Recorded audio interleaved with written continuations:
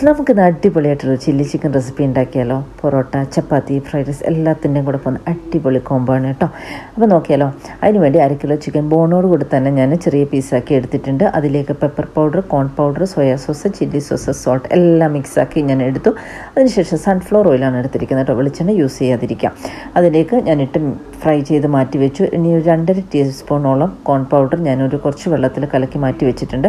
ഇനി ആ ഓയിലിൽ നിന്ന് ഹാഫ് എടുത്ത് മാറ്റി ബാക്കിയുള്ള ഓയിലിലേക്ക് ഇഞ്ചി, വെളുത്തുള്ളി, പച്ചമുളക്, അതുപോലെ തന്നെ സവോള, ക്യാപ്സിക്കം, സ്പ്രിംഗ് ഒനിയൻ്റെ വൈറ്റ് പാർട്ട് ഉണ്ട് എങ്കിൽ അതും കൂടി എടുത്തോളൂ. അതിലേക്ക് ഒരു 2 table spoon soya sauce, tomato sauce, അതുപോലെ തന്നെ ചില്ലി സോസ്.